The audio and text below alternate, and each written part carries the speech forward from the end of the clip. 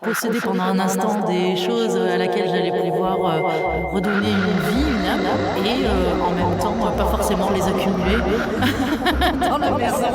Voilà.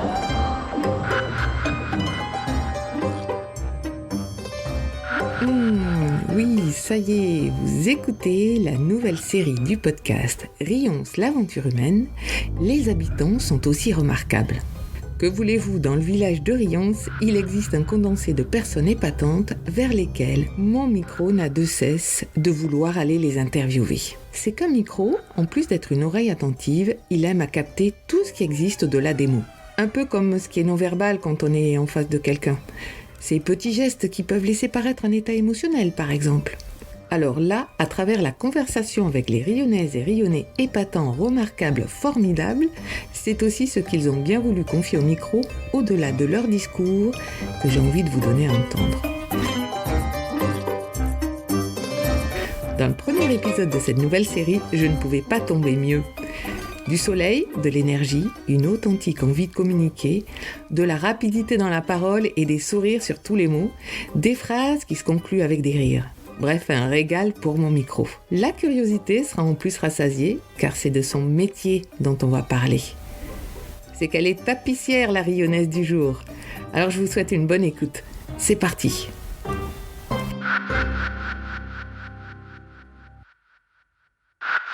Donc bonjour Camille. Bonjour Valérie. Est-ce que tu peux nous dire avant de commencer où est-ce que nous sommes ? Alors nous sommes sur la place d'Armes à Rions, village cité médiévale dans le sud Gironde, où je suis tapissière d'ameublement. Voilà, donc on est mi-février, fin de temps ravissant, et je suis en compagnie de Valérie. Donc on va passer un agréable moment. Alors Camille, comment tu souhaiterais qu'on te présente ? Alors, je suis une jeune femme de 34 ans, presque 35, ce qui est plus très jeune selon l'époque, mais qui est quand même assez jeune, je pense. Oui, tout est relatif. Voilà. Et je vis rue Lavidon, où j'ai aussi mon atelier, où j'exerce le métier de tapissier d'ameublement. Je suis une personne plutôt très dynamique, plutôt très bavarde, et ce qui n'est pas, je pense, pour déplaire la plupart du temps à mes voisins. Voilà, donc... Oui, on peut dire que tu es quelqu'un de convivial. Assez convivial, très sociable. Oui. J'aime mes moments aussi de solitude. On le verra plus tard, peut-être mes raisons pour lesquelles j'ai aussi choisi ce métier, mais dans l'ensemble, très allant vers les autres et le verbe facile. Et le verbe haut. Oui. Bref. Oui, une qualité sonore également. D'ailleurs, j'espère que tu as baissé un peu ton micro, Valérie. Mais moi, j'allais dire, au-delà de ça, c'est aussi beaucoup d'humour, beaucoup de répartie. Et oui, je suis quelqu'un j'ai des origines méditerranéennes, donc je pense que ça se ressent dans ma façon d'aborder les gens et de... Puis j'ai été élevée en n'ayant ni peur de l'autre, ni peur de ce que je dis, donc ça m'a ouvert beaucoup de portes. Alors aujourd'hui, je viens t'interviewer pour que tu puisses me parler de ton métier de tapissière. Comment tu as choisi ce métier ? Alors, ce métier de tapissière, il est un petit peu venu à moi tard, parce que j'ai fait une reconversion, j'étais dans les métiers plutôt commerciaux. Jusqu'en 2019. Et ensuite, j'ai décidé de changer un petit peu de voie après avoir voyagé et pris beaucoup l'air. Je suis rentrée et je me suis rendu compte que j'aimais beaucoup déjà la brocante. J'ai toujours aimé chiner, j'ai toujours aimé les vieilles choses, des choses qui avaient de l'âme. Donc, je me suis rendu compte qu'en fait, tapissière d'ameublement, c'était le métier qui allait rassembler un petit peu tous ces métiers-là. C'est-à-dire que j'allais pouvoir posséder pendant un instant des choses à laquelle j'allais pouvoir redonner une vie, une âme, et en même temps, pas forcément les accumuler dans la maison. Voilà. Et puis, je me suis surtout rendu compte que quel que soit le meuble que l'on a, le tapissier, que ce soit les rideaux, que ce soit les fauteuils, que ce soit beaucoup de choses finalement dans la décoration, était la charge d'un tapissier d'ameublement ou d'une tapissière. Et ça s'apparente aussi beaucoup avec l'amour du bois. Et c'est une matière qui me parle beaucoup, que j'ai tendance à beaucoup remettre dans mon quotidien et dans ma décoration même personnelle. Je trouve que c'est une matière qui est incroyable et en plus naturelle. Donc, ouais. qui n'a que des avantages. Un amour des matériaux, de la matière, quelque chose de très... Beaucoup de matières premières en plus dans le métier de tapissier d'ameublement. On travaille beaucoup avec des toiles en jute, en lin, en chanvre, du coton. C'est un métier qui est doux, même si il faut de la force, même si il faut être juste et tout. Les coups de marteau qu'on peut donner sur les sièges et les clous, ça peut paraître violent, mais finalement les matières sont quand même assez douces et c'est un métier qui parle beaucoup de choses naturelles en fait. Ouais. Mais c'est un métier très diversifié aussi, parce que du coup tu es amené à faire plein de choses. Tu as toujours été manuelle, Camille? J'ai toujours été créative. Après, pas forcément dans le manuel, mais par contre, c'est vrai que j'ai toujours aimé fabriquer ma décoration. Bon, il y a eu des périodes d'errance, on va pas se mentir. Il y a eu de tout dans ce joyeux mélange. Non, après, j'ai toujours construit des choses. Le confinement aussi m'a beaucoup entraîné là-dedans. Avec t'as donné du temps pour pouvoir expérimenter. Exactement. Et surtout, le temps, c'est quelque chose qui est très important dans mon métier. Et c'est vrai que j'ai toujours aimer ça, fabriquer un petit peu des petites choses. Il y a des objets que je vois parfois qui n'intéressent absolument personne et moi je me dis tiens je vais en faire ci, je vais en faire ça, donc de la créativité beaucoup. Et un côté transformation aussi. Oui, moi j'aime beaucoup ça. C'est d'ailleurs les choses isolées ont souvent une utilité, mais il y en a beaucoup qui n'ont pas d'utilité aussi. Moi j'ai pas un seul égouttoir à couvert à la maison, ce sont que des pots qui servent absolument pas à ça. Enfin voilà, je détourne tout le temps et c'est ça qui me plaît, que les choses soient un petit peu interchangeables et qu'on puisse en faire un peu ce qu'on veut, qu'il n'y ait pas une place pour chaque chose, mais ça c'est peut-être un grand sens de la contradiction et c'est un bon et une mauvaise qualité. Mais tout est possible en fait avec toi. Exactement. Non, mais c'est vrai que ce métier me plaît pour ça, parce qu'il y a beaucoup de créativité au-delà de faire quelque chose pour un client, qui est la base. Donc, derrière, il faut qu'on ait un esprit critique sur l'utilité des choses. C'est important. Ouais.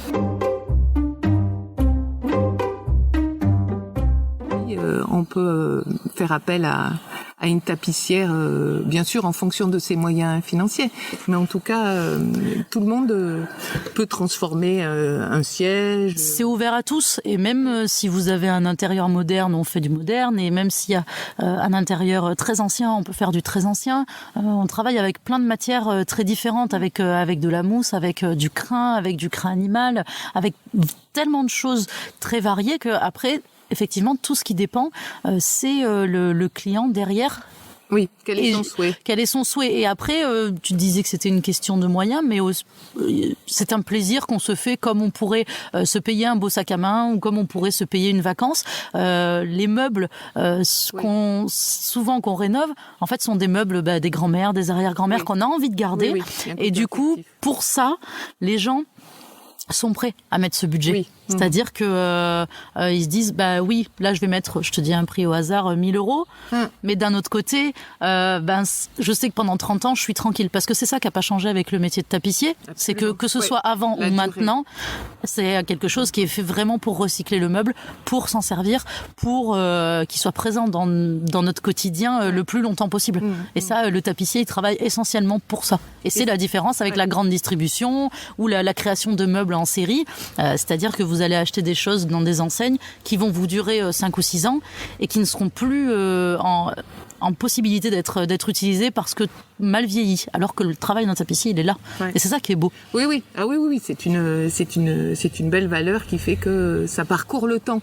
Exactement. C'est pour ça que le lien avec le passé, le tapissier, parce que il me semble que tu as travaillé sur une bergère qui était très ancienne. Oui, qui datait du début du 19e siècle. Ouais. Donc avec des gravures pas du tout comme on a pu voir en série par la suite. Ma cliente la tenait de son arrière-grand-mère. Elle était dans ces fameuses salles à manger dans lesquelles on ne peut rentrer qu'avec des patinettes et il faut toucher à rien. Où il ne faut toucher surtout à rien.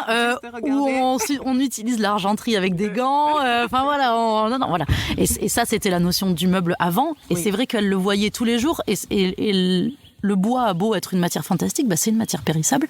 Et si on ne prend pas soin de ces meubles ou si on n'est pas là en train de de chercher toujours comment les inclure dans notre quotidien, mais ils meurent aussi. Et puis un jour, et puis on n'a pas envie que ça fasse du bois de chauffage.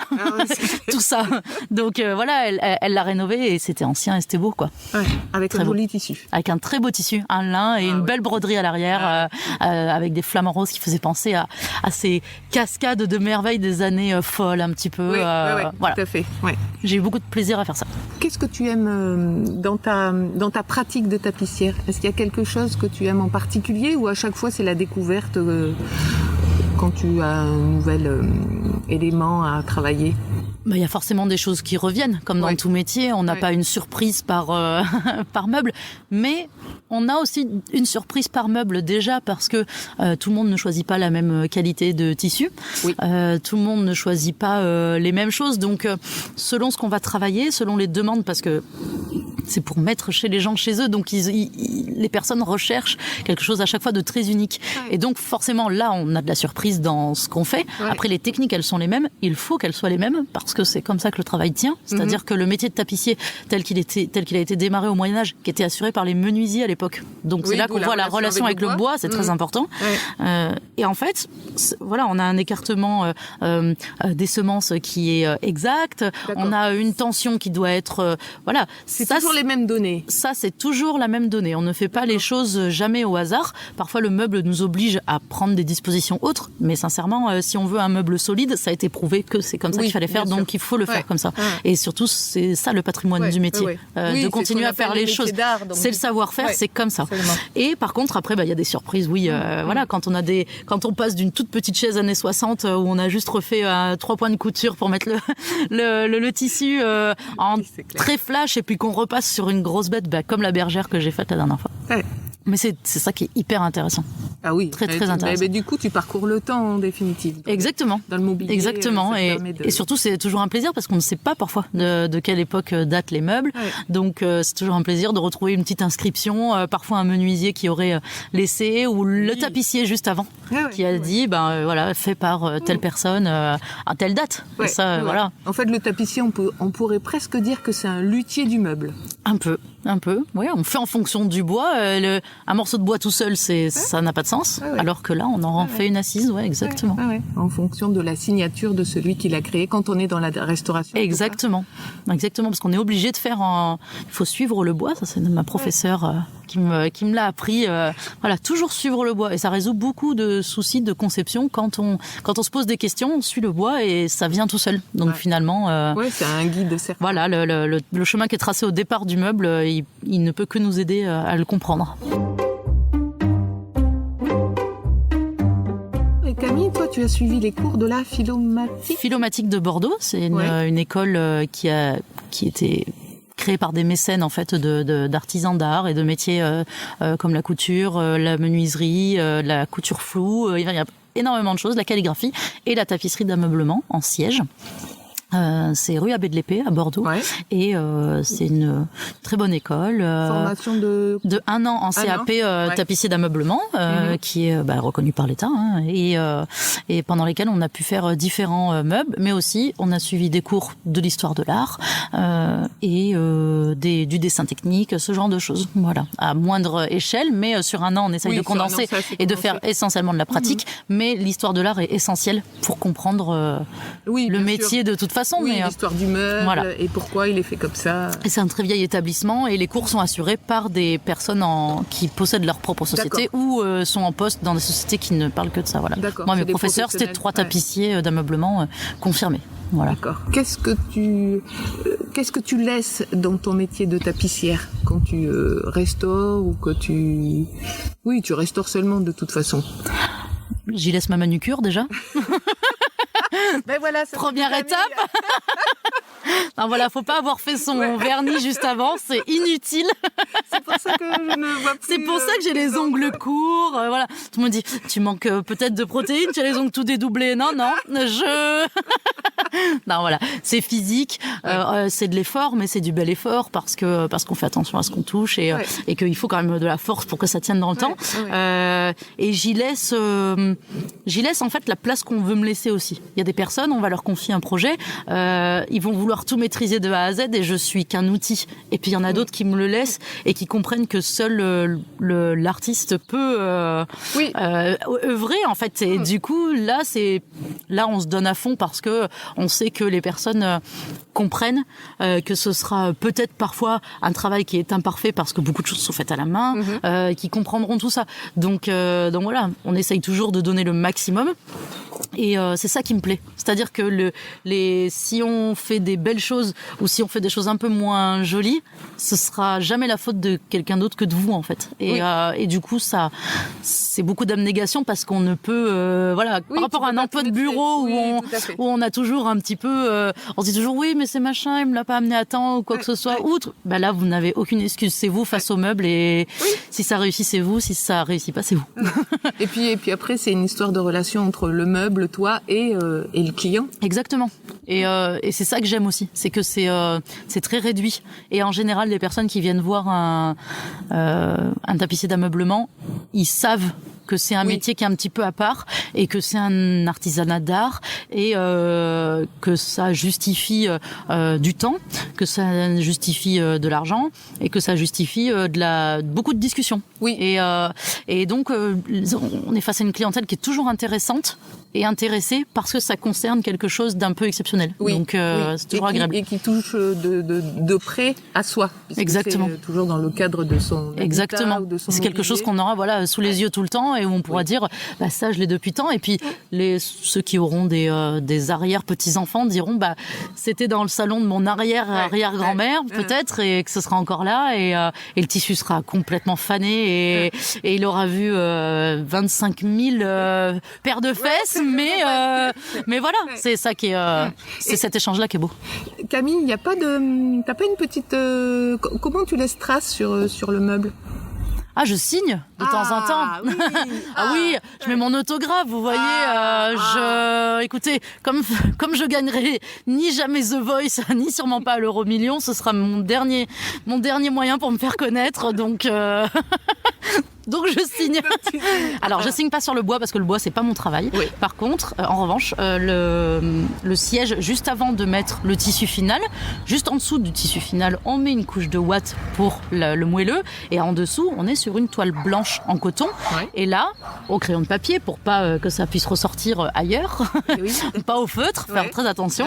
Ouais. Et là, je signe, je mets la date, je mets le nom de la personne qui me l'a confié, etc. pour qu'il y ait une petite dose d'histoire. Ouais, voilà. Une petite trace. Et en dessous, sous le jaconat, qui est la toile de protection en fait du meuble, pour pas qu'on voit, vous voyez toutes les sangles, etc. Ouais. Là, je signe Verdé. D'accord. Voilà. Le nom de ton. Mais juste Verdé. Ouais, voilà. Camille, qu'est-ce que ça t'apporte d'être dans un village comme Rions? Alors, ça m'apporte beaucoup de choses. Déjà parce que j'ai créé mon entreprise il y a 1 an et que jusqu'à présent 90% de mes clients, et je les remercie, étaient de Rions. Donc les habitants de Rions ont très bien répondu à la création d'une nouvelle société dans l'artisanat d'art, j'en suis très très flattée. Ouais. Donc ça c'est la première chose. Et ensuite, je me suis installée ici parce que j'ai trouvé un loyer ici au retour de mon voyage, mais les choses n'arrivent jamais par hasard, je pense. Et d'être dans ce village, qui est une cité médiévale, abrite des personnes qui ont envie de vivre dans de la vieille pierre et qui savent que on peut continuer à faire appel à des artisans d'art, on peut continuer à vivre dans de très belles bâtisses, on peut continuer tout ça, il faut en avoir l'envie. Et c'est souvent une question de moyens, on va pas se mentir, mais en tout cas, les personnes qui sont présentes dans ce village, elles ont déjà cette façon de voir les choses. Oui. Donc, inévitablement, ça n'a pu que fonctionner. Ouais. Voilà. Ou de choix, oui, je dirais qu'en définitive, le milieu influence la manière de s'approprier aussi. Évidemment. Après, je connais plein d'autres tapissiers qui ne sont pas installés dans des lieux comme cela et qui sont très contents, qui ont de la clientèle, etc. Ouais. Mais Rions va très très bien avec mon métier. Ouais. Et je suis ravie. Ouais. Et je suis ravie parce que partout où je peux me rendre à Rions, je peux valoriser mon métier. Oui. Et en plus, je le vois dans les vieilles bâtisses et dans l'histoire de Rions.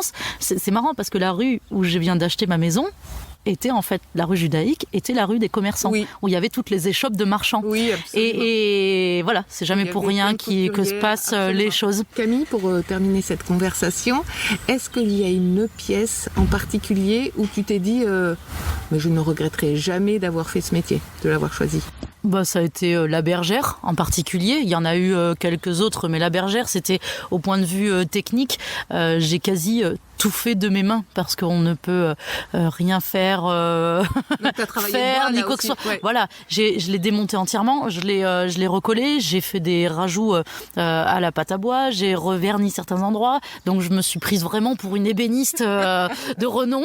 J'ai dû faire le double corde qui vient finir le siège, je l'ai fait à la main dans la broderie du dos. C'était un projet en plus où la cliente avait choisi vraiment des tissus, de très beaux tissus, des tissus d'exception. Donc là, je me suis dit, si, c'est joli. C'est joli. Et malgré le coût que ça a pu représenter pour cette personne, je sais qu'elle l'a fait avec confiance. Oui. Et moi, j'ai travaillé pour du qualitatif.